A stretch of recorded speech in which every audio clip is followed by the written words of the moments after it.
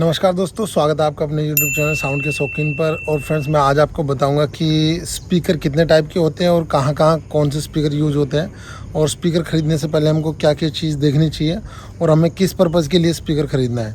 तो आज का वीडियो उसी के बारे में होने वाला है। तो चलिए फ्रेंड्स, शुरू करते हैं।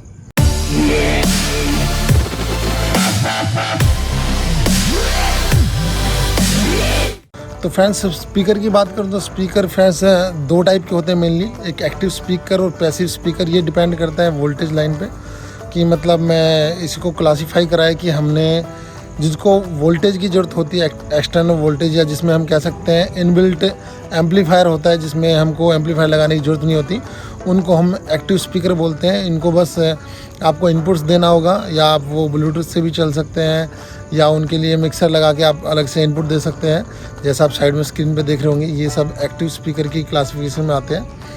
और दूसरे स्पीकर होते हैं फ्रेंड्स आपके पैसिव स्पीकर। पैसिव स्पीकर बोलते हैं कि जिनको आपको एम्पलीफायर लगाना ही पड़ता है, उनको एक्टिव स्पीकर पैसिव स्पीकर बोलते हैं।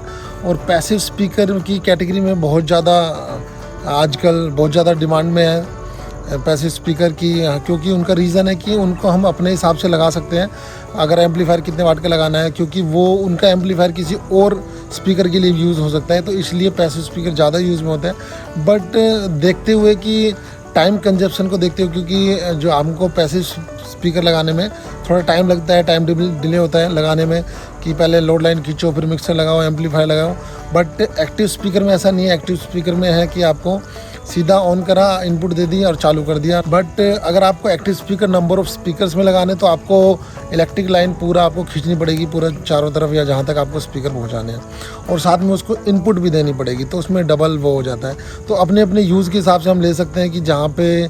अब दूसरा बेनिफिट क्या है एक्टिव और पैसिव में, कि आपको पैसिव स्पीकर जो आपके हैं, अब वो मैं पैसिव स्पीकर की बात करूं तो पैसिव स्पीकर भी दो टाइप में होते हैं। आपका एक ओमिक स्पीकर जो जिसमें पीछे ओम लिखा होता है, 4 ओम, 8 ओम, 16 ओम। और दूसरे होते हैं आपके वोल्ट स्पीकर, वोल्टाइन स्पीकर। अब दोनों में फ़र्क क्या है फ्रेंड्स, मैं दोनों का बता देता हूँ। पैसिव स्पीकर की कैटेगरी में आते हैं हम, कि पैसिव स्पीकर में जो ओम वाले स्पीकर होते हैं, वो जो उनका इशू ये है कि उनका इम्पीडेंस मैचिंग करना पड़ता है आपके एम्पलीफायर के साथ में। आपको एम्पलीफायर की स्पेसिफिकेशन देखना पड़ेगा कि आपको लास्ट वीडियो में मैंने बताया था कि कैसे मैचिंग करते हैं इम्पीडेंस की। अगर नहीं देखा तो आप आई बटन पे जाके देख सकते हैं। तो फ्रेंड्स, इसमें क्या है कि आपको जो मैचिंग करनी पड़ती है उसकी ओम की, और साथ में वाटेज भी मिलाना पड़ता है। बट मैं पैसिव स्पीकर की बात करूँ, अगर मैं वोल्ट वाले स्पीकर की बात करूं, तो वोल्ट 70 वोल्ट या 100 वोल्ट में होता है। अब इसका एक और फ़ायदा है वोल्ट वाले स्पीकर का, कि वोल्ट स्पीकर एक्चुअली बने इसलिए होते हैं कि हम लॉन्ग डिस्टेंस तक उनको यूज़ कर सकें। आपने कभी देखा होगा किसी पूरे ग्राउंड में दूर तक हम बिछाते हैं, या पूरा एक एरिया कैंपस हो गया, तो उसमें फ्रेंड्स आपके या तो हॉर्न लगे होंगे, या आपके छोटे छोटे वोल्ट वाले स्पीकर लगे होंगे। अब वोल्ट वाले स्पीकर में होता क्या है कि सिग्नल जो हमारा ट्रांसमिट करता है, वो एक वोल्टेज लाइन के थ्रू करता है, जो 100 वोल्ट की भी होती है और 70 वोल्ट की भी होती है। तो उसके थ्रू आपका सिग्नल ट्रैवल करता है, तो आपका लॉस नहीं होता है। काफ़ी दूर तक, ये 3-4 किलोमीटर तक भी आप वोल्ट लाइन में लगा के और स्पीकरों को प्लेसमेंट कर सकते हैं पूरे एरिया में। तो मैं रिकमेंड करूंगा, अगर आपको किसी एरिया में ऐसे परमानेंट लगाना है कि पूरा स्कूल है, कॉलेज है, या कोई भी ऑर्गेनाइजेशन है जिसको आप पूरे में घुमाना है, तो आप वहाँ पे वोल्ट वाले स्पीकर यूज़ करते हैं। वोल्ट वाले कंपनियाँ बहुत सारी आ रखी हैं, सारी कंपनियाँ ही लगभग वोल्ट वाले स्पीकर भी निकालती हैं और ओम वाले स्पीकर भी निकालती हैं। अब वोल्ट वाले में एक और चीज़ है कि वोल्ट वाले स्पीकर आपको ज़्यादा वाटेज के नहीं मिलेंगे। क्यों? क्योंकि इतना सिग्नल ट्रैवल कराना, वहाँ तक जाना, तो उतना वो ले नहीं पाता, इसलिए वोल्ट वाले स्पीकर ज़्यादातर आपको 100, 50, 150 वाट तक मिलेंगे। बट आपको जो ओम वाले स्पीकर हैं, वो आपको 1000, 1500, 2000, 3000 जितना मर्जी ले लो, पैसे के हिसाब से आपको सब कुछ मिलेगा। आपको जो स्पीकर मिलेंगे पैसिव वाले में नुकसान ये है, जो हमारे ओम वाले होते हैं, उसमें नुकसान ये है कि फ्रेंड्स हम उसको ज़्यादा दूर तक ट्रैवल नहीं करा सकते। कई बार आपने देखा भी होगा, अगर वायर ज़्यादा लंबी कर दी है तो उसमें आवाज़ जो है वो किचिर किचिर करके फटी फटी आती है। उसका रीज़न ये है कि फ्रेंड्स आप उसके इम्पीडेंस को मैच करेंगे। आप मतलब अगर मल्टीमीटर से भी उसकी इम्पीडेंस को चेक करेंगे, अगर ज़्यादा लंबी वायर होगी है, अगर ये प्रॉब्लम आ रही है तो आप मल्टीमीटर से वहाँ पे आपका इम्पीडेंस नाप सकते हैं एम्पलीफायर के पास जो वायर आपकी खींच के आई है कि उसका इम्पीडेंस कितना है, तो उसका उस हिसाब से आप उसको इम्पीडेंस में लगा सकते हैं। तो फ्रेंड्स ये हो गए 2 कैटेगरी। अब फ्रेंड्स मैं चलता हूँ कि स्पीकर में ही जो हमारे पैसिव भी होते हैं और एक्टिव भी। पैसिव में एक और वर्ड आपने सुना होगा 2 वे और 3 वे।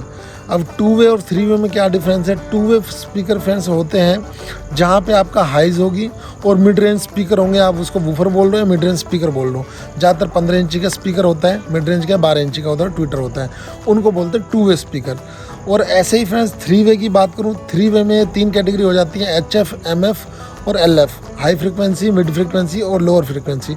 तो उसके लिए फ्रेंड्स आपको क्या है कि आपके HF अलग, उसके अंदर एक क्रॉसओवर सर्किट रहता है जो तीनों को अलग अलग डिवाइड कर देता है फ्रिक्वेंसीज़ को।